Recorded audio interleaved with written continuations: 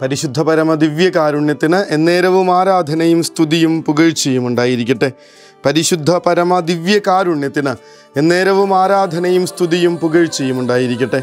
പരിശുദ്ധ പരമ ദിവ്യകാരുണ്യത്തിന് എന്നേരവും ആരാധനയും സ്തുതിയും പുകഴ്ചയും ഉണ്ടായിരിക്കട്ടെ. മനുഷ്യജീവിതം സമ്പത്ത് കൊണ്ടല്ല ധന്യമാകുന്നത്. ശക്തമായിട്ടുള്ള ഓർമ്മപ്പെടുത്തലാണ് കർത്താവിൻ്റെ.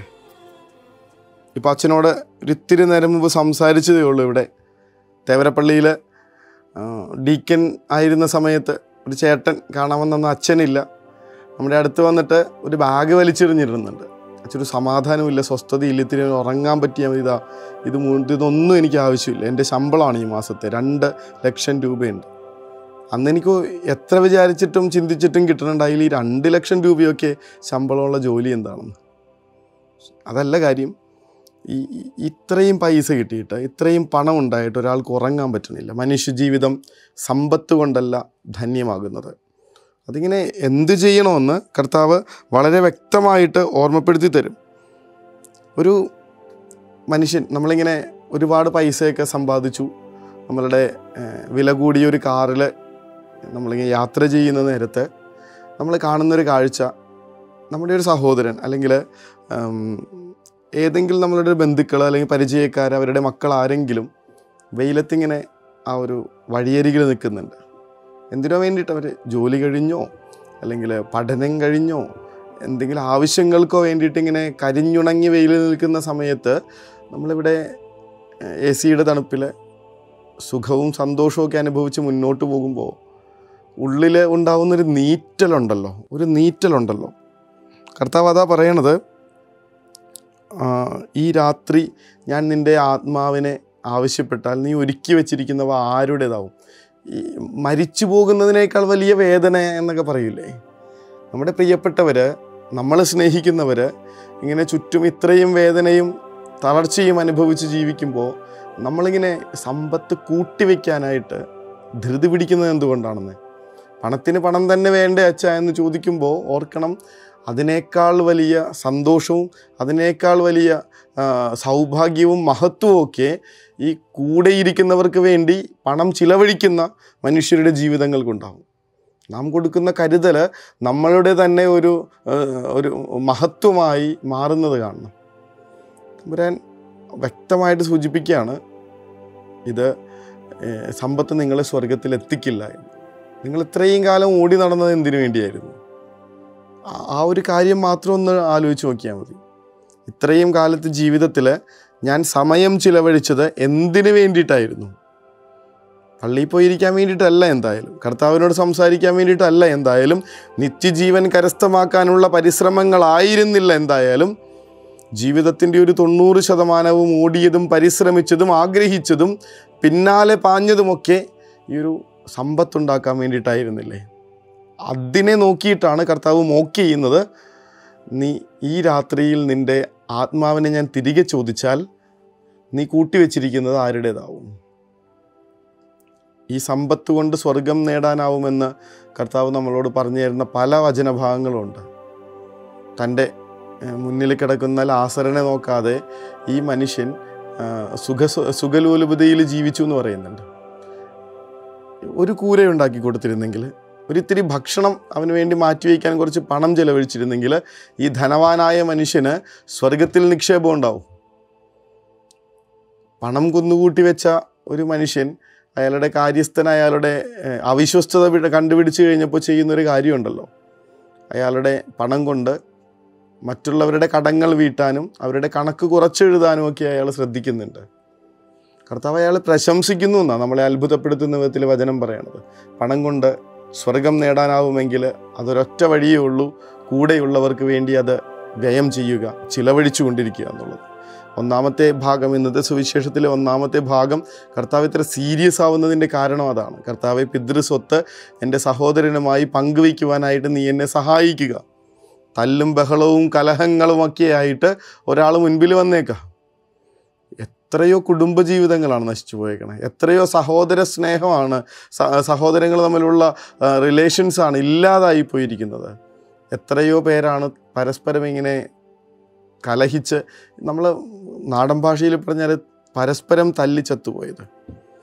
ഉള്ളതാ. എല്ലാം ഈ പണത്തിൻ്റെ പേരിലായിരുന്നല്ലോ.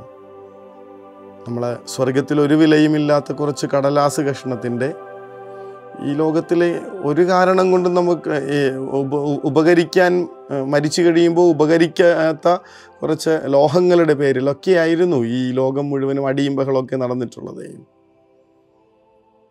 ക്രിസ്മസ് കാരോൾ എന്ന് പറയുന്ന ആ ഒരു വളരെ മനോഹരമായിട്ടുള്ള ചാൾസ് ഡിക്കൻസിൻ്റെ നോവലിൽ സ്ക്രൂജിനോട് വന്നിട്ട് ഈ മാർലി പറയുന്നുണ്ട്, അയാളുടെ കൂട്ടുകാരനായിരുന്ന മരിച്ചുപോയ മാർലിയുടെ പ്രേതം വന്നിട്ട് പറയുന്നുണ്ട്, രക്ഷപ്പെടാനായിട്ട് ഇന്ന് രാത്രി വഴി തെളിയും, അത് ഇങ്ങനെ വേണ്ടെന്ന് വെക്കരുത്. മാർലി പോകുന്ന നേരത്ത് വലിയ ഈയക്കട്ടകളും ഭാരം നിറഞ്ഞ കഷ്ണങ്ങൾ, മരക്കഷ്ണങ്ങളൊക്കെ ആയിട്ട് ഇയാൾ ചങ്ങലപ്പൂട്ടുകളുമൊക്കെ ആയിട്ട് നടക്കുന്നത് കാണുമ്പോൾ സ്ക്രൂജ് ചോദിക്കുന്നുണ്ട്, എന്താണ്? ഞാൻ എൻ്റെ ജീവിതത്തിൽ പണം സമ്പാദിക്കാൻ മാത്രമായിരുന്നു ശ്രദ്ധിച്ചിരുന്നത്, അതിൻ്റെ ഭാരമാണ്, അതിൻ്റെ ഈ ചങ്ങലക്കെട്ടുകളാണ് എന്നെ ബന്ധിച്ചിട്ടിരിക്കണേ. ആത്മാവിനെ രക്ഷിക്കാൻ എന്തായാലും പണം കൊണ്ട് പറ്റില്ല. സ്വർഗത്തിൽ വിശ്വസിക്കുന്നുണ്ടെങ്കിൽ, നിത്യജീവിതത്തിൽ വിശ്വസിക്കുന്നുണ്ടെങ്കിൽ, ഇത് കഴിഞ്ഞ് ഒരു സ്വർഗം നമ്മളെ കാത്തിരിക്കുന്നുണ്ടെന്നൊരു ഭവനം നമുക്ക് വേണ്ടി കർത്താവ് ഒരുക്കുന്നുണ്ടെന്നൊക്കെയുള്ള തീർച്ചയുണ്ടെങ്കിൽ ഇതിലേക്ക് മാത്രം ഇങ്ങനെ ഒതുങ്ങിപ്പോകരുതെന്നേ. ഇതിലേക്ക് ഈ പണം എന്ന് പറയുന്ന ഒരു ബന്ധനത്തിലേക്ക് കുരുങ്ങിപ്പോകരുത്. നമ്മുടെ ജീവിതത്തെ തളച്ചിടരുത്. സ്വർഗത്തിലേക്ക് പറന്നുയരാനായിട്ട് അത് നമ്മളെ തടസ്സപ്പെടുത്തി എന്ന് വരാം. ഈ പണം ഉപയോഗിച്ച്, കർത്താവ് തരുന്ന പണം ഉപയോഗിച്ച്, കർത്താവ് തരുന്ന സൗഭാഗ്യങ്ങൾ ഉപയോഗിച്ച് മറ്റാരെയൊക്കെയോ ഒന്ന് സഹായിക്കാനായാൽ, ഒന്ന് കൈത്താങ്ങാവാൻ കഴിഞ്ഞാൽ, അവരുടെ ജീവിതത്തിന് ഉയർച്ചയുണ്ടാക്കാൻ കഴിഞ്ഞാൽ, എവിടെ നിന്നൊക്കെയോ അവരെ കരകയറ്റാൻ കഴിഞ്ഞാൽ, സ്വർഗത്തിൽ നമ്മൾ നിക്ഷേപങ്ങളിങ്ങനെ സ്വരുക്കൂട്ടി വയ്ക്കുന്നുണ്ടാവും. പിതൃസ്വത്തും ഓഹരികളുമൊക്കെ സ്വന്തമാക്കാനായിട്ട് കലഹിക്കുന്നതിന് പകരം പിന്നെ വല്ലാതിരിക്കുന്ന, ഒട്ടും പാങ്ങില്ലാതിരിക്കുന്ന നമ്മുടെ സഹോദരങ്ങൾക്ക് വേണ്ടി തന്നെയൊക്കെ ഒന്ന് എല്ലാം മാറ്റിവെക്കാനുള്ള മനസ്സ് കാണിക്കാനായാൽ എന്തൊരു ഭംഗിയുള്ള സഹോദര ബന്ധങ്ങളായിരിക്കും എന്ന് ആലോചിച്ച് നോക്കിയേ. വയ്യാതിരിക്കുന്നൊരു ചേച്ചിക്ക് വേണ്ടി ഞങ്ങൾക്ക് വേണ്ട എന്ന് പറഞ്ഞ് ഈ അമ്മയുടെ സ്വത്തുക്കൾ മാറ്റിവെക്കുന്ന സഹോദരങ്ങൾ. ചേട്ടന് ജോലിയില്ലല്ലോ, എനിക്ക് അത്യാവശ്യം നല്ല സാലറിയൊക്കെ കിട്ടുന്നുണ്ട്, ചേട്ടനാണെങ്കിൽ വീട്ടിൽ മക്കളുണ്ട്, ഭാര്യയുണ്ട്, ഞാൻ കല്യാണം കഴിച്ചിട്ടില്ല, വീട് ചേട്ടനെടുത്തോ എന്ന് പറയുന്ന അനിയനെ നോക്കി നിങ്ങൾ എന്ത് പറയുന്നു? കർത്താവിൻ്റെ ചോദ്യമാണ്.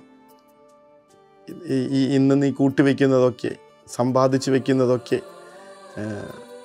വെറുതെ ആയി പോവില്ലേ? ഈ രാത്രിയിൽ നിൻ്റെ ആത്മാവിനെ ഞാൻ തിരികെ ചോദിച്ചാൽ തമ്പുരാനോട് പ്രാർത്ഥിക്കുക, ഈശോയെ അങ്ങ് തരുന്ന സൗഭാഗ്യങ്ങൾ പങ്കുവയ്ക്കുവാനും അതുവഴിയായി ഞങ്ങൾക്ക് സ്വർഗം കരസ്ഥമാക്കാൻ പറ്റുന്ന വിധത്തിൽ ഉദാരവാന്മാരാകുവാനും ഞങ്ങളെ സഹായിക്കണമേ എന്ന്.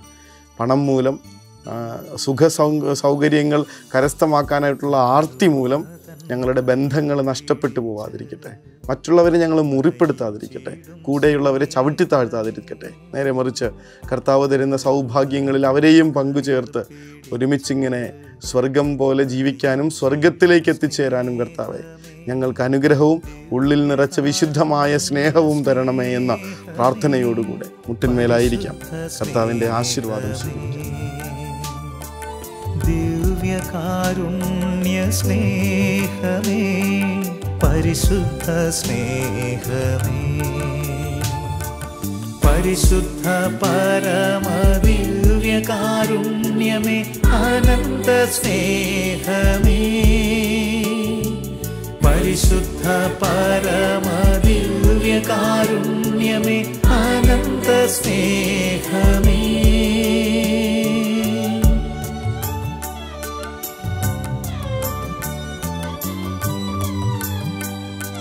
പരിശുദ്ധ പരമദിവ്യകാരുണ്യത്തിന് എന്നേരവും ആരാധനയും സ്തുതിയും പുകഴ്ചയും ഉണ്ടായിരിക്കട്ടെ.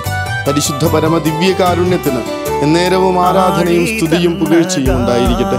പരിശുദ്ധ പരമദിവ്യകാരുണ്യത്തിന് എന്നേരവും ആരാധനയും സ്തുതിയും പുകഴ്ചയും ഉണ്ടായിരിക്കട്ടെ. സഹോദരനേക്കാൾ സമ്പത്തിന് വില കൽപ്പിച്ചു കൊടുത്തത് നമുക്ക് വന്നുപോയ തെറ്റ്. അങ്ങനെ എപ്പോഴെങ്കിലും ചെയ്തിട്ടുണ്ടെങ്കിൽ യൂദാസിൻ്റെ ഭാഗത്ത് ചേർന്നിരിക്കുന്ന മനുഷ്യരാണെന്ന് ഓർത്താൽ മതി. നമ്മൾ 30 വെള്ളിക്കാശ് തൻ്റെ ഗുരുവിന് വിലയിട്ടൊരു മനുഷ്യനെ കണക്ക് നമ്മുടെ പ്രിയപ്പെട്ടവരുടെ ബന്ധങ്ങൾക്ക് നമ്മളിട്ടിരിക്കുന്ന വില എന്താണെന്ന് കൂടി ഒന്ന് ആലോചിക്കുക.